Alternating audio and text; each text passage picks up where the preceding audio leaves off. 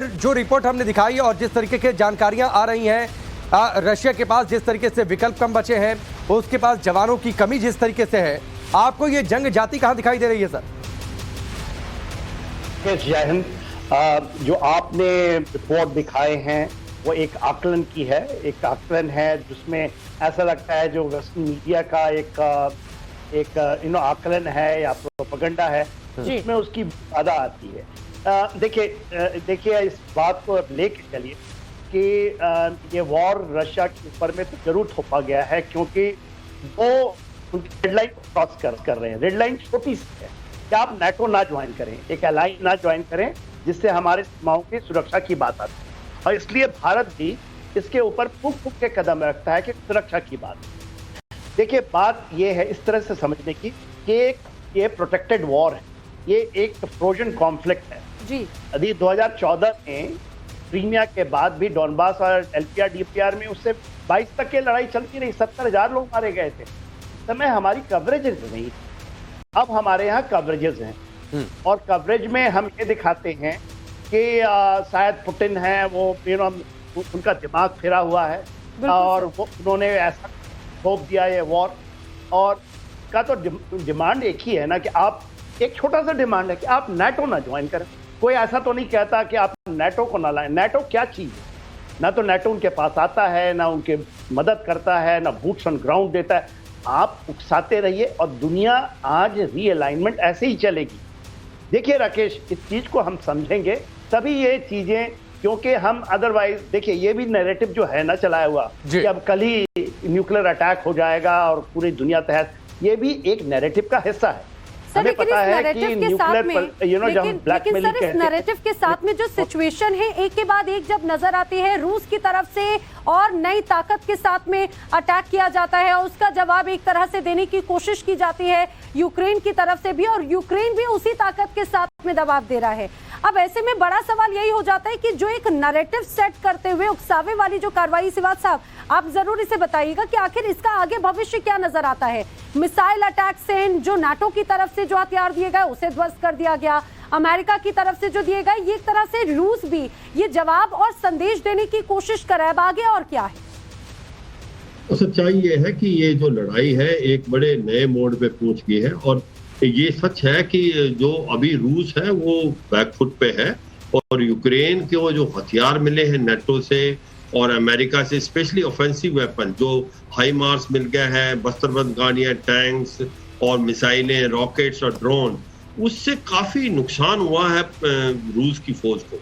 और ये जो डोनबस में जब 4 इलाकों में उसने एक प्रकार से रेफरेंडम जो कराया, डोनबस के दोनों डोनस्टक और लोहानस्क और जापोरिजिया और खारासोन, उसके बाद जिस प्रकार से काउंटर ऑफेंसिव किया यूक्रेन ने, खार्किव को लिया, उसके बाद 6 से 7 हजार किलोमीटर और ले लिया।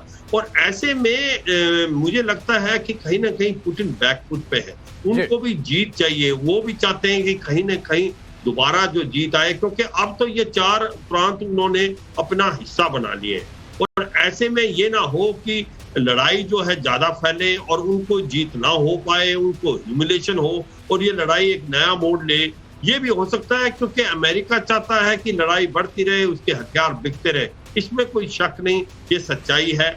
मगर जो नेटो की दूसरी कंट्रीज है जैसे फ्रांस है, जर्मनी है, वो इस लड़ाई को ज्यादा नहीं एक प्रकार से चाहते कि ये फैले, क्योंकि इससे वर्ल्ड को बहुत नुकसान है, इकोनॉमी को बड़ा नुकसान है। और ये क्या मोड़ ले सकती है? देखो, अगर ये कहना है कि आज ये न्यूक्लियर तो नहीं जाएगी, होना भी नहीं चाहिए, मगर कल क्या मोड़ ले जा सकती है इसका कोई कहना बड़ा आसान नहीं है। नहीं, सिवात साहब, ये एक अलग बात है कि क्या वाकई कल को न्यूक्लियर अटैक होंगे या फिर छोटे nuclear bomb, nuclear tactical weapons का इस्तेमाल होगा। ये बात एक चर्चा है जो हम लगातार कर भी रहे हैं, और ये जंग कब समाप्त होगी, नहीं समाप्त होगी, इसकी भी बहुत चर्चा हो चुकी है, या फिर रशिया और अमेरिका की एक दूसरे के खिलाफ क्या स्ट्रेटजी है। लेकिन आज एक और मुद्दा काफी अहम है कि क्या वाकई इस लंबी खिंचती जंग के बीच जो रशिया के जो यूथ है वो फ्रस्ट्रेट हो रहे हैं। और जिस बात का इशारा सिंह साहब ने किया, मैं उस सवाल को सिन्हा साहब ने किया, मैं उस सवाल को RSN सिंह के पास भी लेकर जाता हूं। सिंह साहब, एक बात बताइए, जो बातें सिन्हा साहब ने कही, क्या आप उनको सेकंड करते हैं कि यह सिर्फ वेस्टर्न मीडिया का प्रोपेगेंडा है कि जो रशिया के यूथ्स हैं वो हाथ तोड़ने की प्रैक्टिस कर रहे हैं, या फिर वैसे आर्टिकल सर्च कर रहे हैं, या फिर युद्ध में जाना ना पड़े, उसका हिस्सा ना बनना पड़े, ये स्थिति आ गई है। ये वाकई ऐसा आपको लगता है कि ऐसा हो रहा होगा, या फिर आपको ये वेस्टर्न मीडिया का प्रोपेगेंडा लगता है? मैं आप एक बात बताएं कि ये जो डोनबास, लुहान, खरसोन, ज़ापोरिज़िया ये इलाके, ये 15% एरिया है साहब ये यूक्रेन का, तो उसको तो छीन लिया 15% एरिया को, तो फिर जीता कौन और हारा कौन? अगर नाटो उसको वापस नहीं ले सकती है तो किसकी शाख गिरी, रशिया की या नाटो की? जी पता नहीं कैसे लोग इस बात के नतीजे पे पहुंच गए हैं कि बहुत बुरी हालत है रूस की। ये 4-15% एरिया आपका हाइव ऑफ कर लिया और आप उसको वापस लेने की आपकी ताकत नहीं है, तो जीता कौन और हारा कौन आपके सुनने वाले उसको तय कर लेंगे। दूसरी बात, आप बताइए, अभी तक तो हॉरिजॉन्टल वर्टिकल एस्केलेशन हुआ है ना, रूस ने भी उसका भी हॉरिजॉन्टल एस्केलेशन नहीं किया है, और कल को अगर हॉरिजॉन्टल एस्केलेशन होता है तो आप समझ जाइए कि जिस तरह से पूरा यूरोप बटा हुआ है। जी सर, एक अभी सर्वे हुआ है वहां पे लोगों में, पूरे तमाम यूरोपियन कंट्रीज में, कि भाई पीस कौन चाहता है और कौन चाहता है कि रशिया को पनिशमेंट मिले, तो आधे से ज्यादा 70% लोग ने पीस के उसमें वो किया है।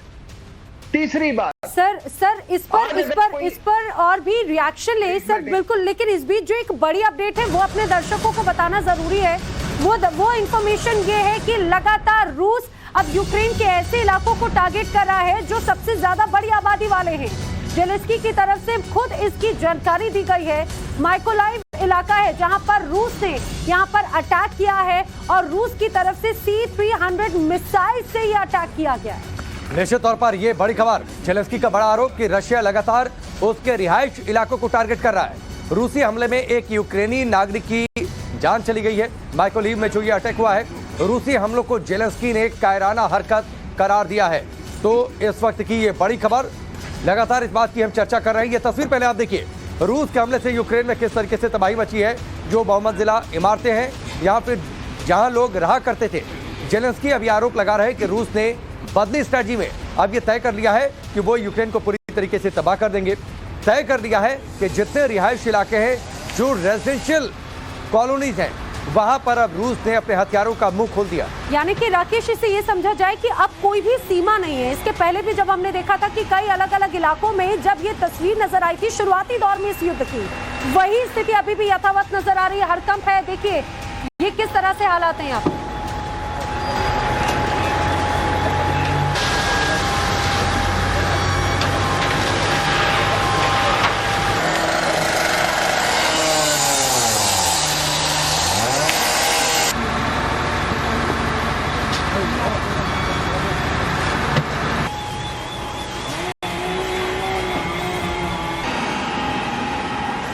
यहाँ पर कई लोग घायल हुए हैं, कई लोगों की जान गई है। ये तस्वीर आप देखिए, यहाँ पर जो आप तस्वीरें देख रहे हैं हड़कंप, तो ये साफ दर्शाता है किस तरह से इस समय यूक्रेन की हालात है। इसी बीच एक और बड़ी खबर, नॉर्थ स्ट्रीम पाइपलाइन की जो पहली तस्वीर है वो भी सामने आ चुकी है। जर्मनी ने दरअसल इस पूरी पाइपलाइन की तस्वीर को जारी किया है, और times of Bharat world exclusive तस्वीर अपने दर्शकों तक पहुंचा रहा है। तो इस वक्त की बड़ी खबर, नॉर्थ स्ट्रीम पाइपलाइन की पहली तस्वीर जर्मनी ने जारी की है। यह तस्वीर आप देखिए, लगातार जंग के बीच में तबाही की अलग अलग तस्वीरें सामने आ रही हैं। अब ये तस्वीर आप देखिए, नॉर्थ स्ट्रीम पाइपलाइन की ये तस्वीर सामने आई है, किस तरीके से अब जंग के नए नए मुहाने पर अटैक होने शुरू हो चुके हैं। ये तस्वीर जारी की है जर्मनी ने।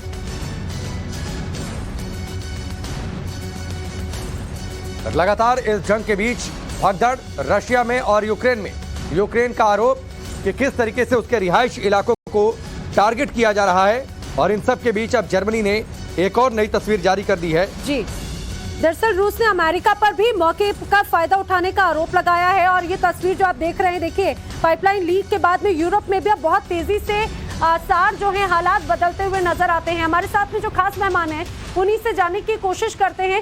सिवात साहब, जरा इस नॉर्थ स्ट्रीम पाइपलाइन के बारे में जरा समझाइए, क्योंकि बार बार ये भी आरोप लगाया जा रहा था कि इसका इस पूरी स्थिति का फायदा कोई और उठाएगा।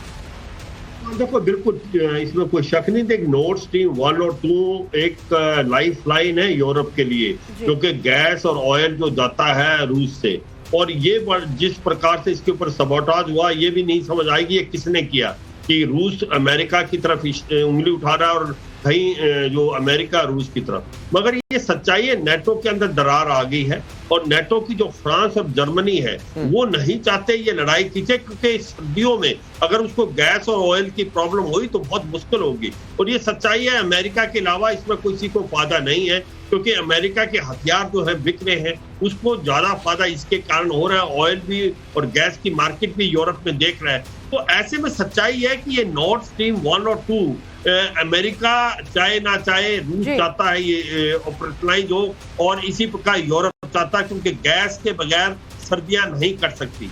दूसरा सबसे बड़ा इंपॉर्टेंट पॉइंट ये है कि इस चीज को हमें मान के चलना पड़ेगा कि ये अगर लड़ाई लंबी खिंचती है तो यूक्रेन तो बिल्कुल बर्बाद हो जाएगा, इसमें कोई शक नहीं। और ये जो डॉनबस का इलाका जो कि 4 हिस्से मिला लिए हैं अभी रूस के साथ, रूस ने, चाहे वो आपका खारासन है या आपका जापोरिजिया या ये डॉनबस के दोनों, वो भी बर्बाद होंगे, क्योंकि काउंटर अटैक यूक्रेन भी कर रहा है, उसको हथियार मिल रहे हैं। तो ये सच्चाई है, लड़ाई बहुत लंबी खिंचेगी। ये लड़ाई क्या मोड़ ले सकती है, इसका कहना बड़ा मुश्किल है। इसमें तमाम बातें हैं, सिवात साहब, तमाम आशंकाएं हैं, और जो बातें आपने कही सिन्हा साहब, ये बातें वाकई इस जंग को एक नया मोड़ दे सकती हैं क्या? क्योंकि पिछली बार आप देखिए जब केर्च ब्रिज पर अटैक हुआ था, उसके बाद रशिया ने जो सेकंड राउंड शुरू किया था वो खासतौर पर टारगेट किए थे पावर प्लांट्स को।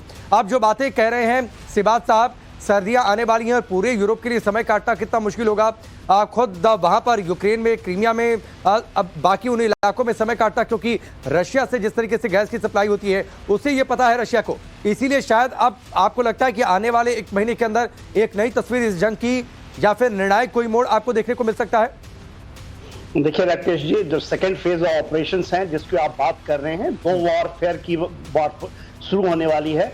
22 अक्टूबर उसका डी-डे है, और 1 नवंबर भी बढ़ सकता है।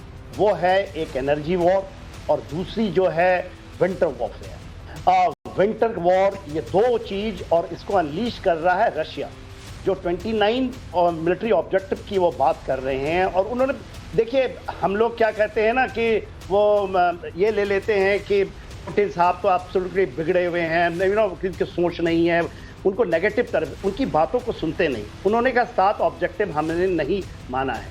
देखिए डीमिलिटराइजेशन, डीनाजिफिकेशन के हिस्से के 7 ऑब्जेक्टिव्स आप देखेंगे जो उन्होंने बताया नहीं, उसका लिस्ट शुरू हुआ है। ये सुरोविकिन जो आए हैं, जनरल सुरोविकिन, आप देखेंगे ये कुछ भी कह लें, हार गया, हम उनको मरवा रहे हैं, हम उस नैरेटिव के साथ जो भी पैदा करता है।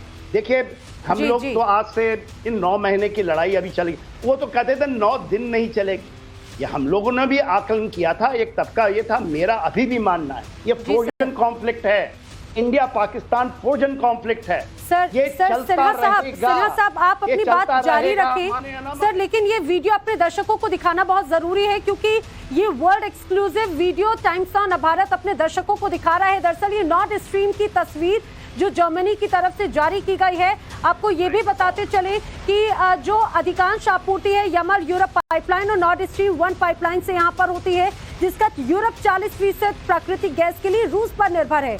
अब इसका इम्पैक्ट कैसे होगा आप इन तस्वीरों को देखकर समझिए। जर्मनी को नॉर्थ स्ट्रीम 1 से हर साल करीब 55 बिलियन क्यूबिक मीटर गैस की आपूर्ति होती है, और जिसकी हम चर्चा कर रहे हैं कि अगर ये आपूर्ति अगर प्रभावित होती है, खासतौर से सर्दियों के वक्त में, क्या इम्पैक्ट पड़ेगा। ये एक्सक्लूसिव तस्वीरें टाइम्स ऑन भारत अपने दर्शकों को दिखा रहा है। और ये जो आप तस्वीर आप देख रहे हैं, दरअसल ये कहा जा रहा था कि रूस ने जैसे ही स्थिति बनी तो नॉर्थ स्ट्रीम 1 और नॉर्थ स्ट्रीम 2 के प्रवाह को रोक दिया था, जिसकी वजह से गिरावट आपूर्ति में आई और यूरोप में भी इसका सीधा सीधा प्रभाव पड़ा। कैसे प्रभावित है ये एक्सक्लूसिव तस्वीर और ये वीडियो जो है ये आपके सामने। जर्मनी ने ये तस्वीरें जारी की हैं और ये तस्वीरें तब आई हैं जब लगातार इस नॉर्ड स्ट्रीम जो पाइपलाइन की तस्वीरें हम आपको दिखा रहे हैं उसमें लीकेज की बात सामने आई, उसमें दबाव की बात सामने आई और लगातार ये कहा गया कि ये सब कुछ रूस की वजह से हो रहा है। उसके बाद ये तस्वीरें सामने आई हैं और इन सब के बीच में इस बात की भी चर्चा जरूर हो रही है कि क्या रशिया यूक्रेन के बीच जो वॉर है या फिर ये जो पूरा मिलिट्री ऑपरेशन है ये अब जाकर अगर खत्म होने की कोई सूरत समझ में आएगी तो ये एनर्जी वॉर इसका अगला स्टेप होगा क्या, जिसका जिक्र सिन्हा साहब कर रहे हैं। लेकिन उन सब के बीच ये तस्वीर आप देखिए, नॉर्ड स्ट्रीम 1 और 2 और इस पाइपलाइन के बीच में लीकेज की बात और जाहिर सी बात है लीकेज और दबाव की बात इसलिए महत्वपूर्ण है क्योंकि इससे एक बड़ा एनर्जी क्राइसिस खड़ा होगा सारे यूरोपीय मुल्कों के लिए, सारे यूरोपीय देशों के लिए, क्योंकि बड़े पैमाने पर गैस की सप्लाई इसी पाइपलाइन के जरिए होती है यूरोपीय मुल्कों। बिल्कुल, ये एक्सक्लूसिव तस्वीर और जैसा हम आपको लगातार दिखा रहे हैं कि यमल यूरोप पाइपलाइन बेलारूस और पोलैंड से होकर गुजरती है, जबकि नॉर्ड स्ट्रीम 1 यूक्रेन से होते हुए जर्मनी तक जाती है। सिवात साहब, आप अपनी बात पूरी करें और जरा इस बात को भी जरूर ये समझाइएगा, माफ कीजिएगा सिन्हा साहब अपनी बात पूरी करें, और जो आप ये समझा रहे थे कि आखिर जो सिचुएशन है क्या ये रूस बखूबी जानता है कि अगर वो बैक स्टेप नजर आ रहा है, बैकफुट पर अभी सिचुएशन में नजर आ रहा है तो उसके पास में बहुत इंपॉर्टेंट इस नॉर्ड स्ट्रीम पाइपलाइन के जरिए हाथ में पावर है। देखिए, आपने हमारे कर्नल आर.एन. सिंह को सुना था, वो कहे कि देखिए 20% जनता जमीन ले ली और बैकफुट पे। देखिए बैकफुट पे नहीं है, रीअलाइनमेंट की लड़ाई है नैना, इसको समझने की चेष्टा कीजिए जो आप पूछी हैं। जो नॉर्ड स्ट्रीम 1 और 2 है, इसको एक्चुअली नॉर्थ स्ट्रीम है, इसको जर्मनी में नॉर्थ स्ट्रीम कहते हैं 1 और 2। इसके अंदर में 27 तारीख को जो 4 जगह हुए थे ब्लास्ट, वो अंडर वाटर ड्रोन से हुए। और नैना ये समझने की चेष्टा कीजिए कि जून के महीने से ही नॉर्ड स्ट्रीम की पाइपलाइन का गैस सप्लाई आधा करना और अक्टूबर के 30 अगस्त के 31 तारीख को पूरा बंद कर देना, ये रशिया ने किया है और 2 जगहों से किया है। आपको पता ही होगा, लुगा एक जगह है पीटरबर्ग के पास में और ब्रोंग के एक जगह में। उसके बाद यदि जो उसकी सदर्न पाइपलाइंस हैं उसको उसने बंद कर दी है, केवल एक ग्रीन पाइपलाइन चल रही है जो ब्लू पाइपलाइन कहलाती है, जो कि टर्की में जाती है और उसके टर्की के साथ ये हो चुका बड़ा। ये गेम जो है टोटल एनर्जी वॉर का है, ये टोटल रीअलाइनमेंट का है, इकोनॉमी का है, ट्रांस अटलांटिक है, बड़ा है, बहुत बड़ा है। इसको आकलन कहने से स्ट्रैटेजिकली आप नहीं डिस्कस कीजिएगा तो हम इसी तरह हार जीत, ये मार गए वो मर गए, इस पे रह जाएंगे। देखिए ये अनलीस्ट है, ये खत्म हो जाएगा, शुरू हो, ये लड़ाई लंबी चलेगी। यदि नहीं चलेगी और ये रीअलाइनमेंट है, इसको भारत के स्ट्रैटेजिक लोग समझते हैं इन चीजों को, जो इसको डील कर रहे हैं। तो ये आने वाले समय में इन चीजों को आपको दर्शकों को समझना पड़ेगा। ये पूरा सिन्हा साहब, आप जो बातें कह रहे हैं वो बहुत ज्यादा इंपॉर्टेंट है और इसको उसी तरीके से समझने की जरूरत है। क्यों एनर्जी वॉर की बातें कर रहे हैं सिन्हा साहब, क्यों एस.एन. सिंह ने जो बातें कही कि रशिया कहीं से बैकफुट पर नहीं है, उससे पहले इस पाइपलाइन की स्थिति को समझिए। और क्यों नैना लगातार हम कह रहे हैं कि ये लाइफलाइन है, पूरा यूरोप कैसे इस पर डिपेंड करता है, जिसका जिक्र सिन्हा साहब कर रहे हैं। और ये ग्राफिक्स के जरिए हम बेहतर तरीके से बता पाएंगे। 2011 में दरअसल इसकी शुरुआत हुई बाल्टिक सागर से विबर्ग, यानी कि जो रूस का हिस्सा है, और ये जो लाइन है ये जाती हुई जर्मनी के लंबेन तक जाती है। और ये भी कहा जाता है राकेश की 40% जो है वो यूरोप का हिस्सा वो इस पाइपलाइन पर जरूर आधारित है निश्चित तौर पर। और ये भी देखना बहुत जरूरी है कि देखिए सर्दियों का मौसम शुरू हो चुका है, किस तरीके से वहां पर बर्फ गिरती है और अगर गैस की सप्लाई नहीं होती है और गैस का इस्तेमाल घरों में होता है ताकि घरों को गर्म रखा जा सके, तो वहां पर यूरोपीय मुल्कों में लोगों को ठंड का मौसम निकालना बहुत ज़्यादा चुनौतीपूर्ण हो जाएगा। और इसीलिए लगातार इस बात की चर्चा हो रही है कि जब से रूस ने प्रतिबंध लगाए, अमेरिका या फिर जो आरोप लगा रहा है कि एक ओर तो ये प्रोपेगेंडा वॉर है, दूसरी ओर ये शक्ल धीरे धीरे लेता जा रहा है एनर्जी वॉर का। बहुत बहुत शुक्रिया आप तीनों का हमसे जुड़ने के लिए। लेकिन अब जो ये तस्वीरें पाइपलाइन की सामने आई हैं, ये काफ़ी अहम तस्वीरें हैं। जर्मनी ने ये तस्वीरें जारी की हैं और निश्चित तौर पर अगला स्टेप एनर्जी वॉर का हो सकता है। बिल्कुल, और एनर्जी वॉर अगर होती है तो आखिर क्या होगा, यूरोप में इसका प्रभाव क्या होगा, ना सिर्फ रूस, जर्मनी या फिर यूक्रेन, बल्कि वैश्विक स्तर पर इसका इंपैक्ट कैसा नजर आएगा, ये देखने वाली बात है। इस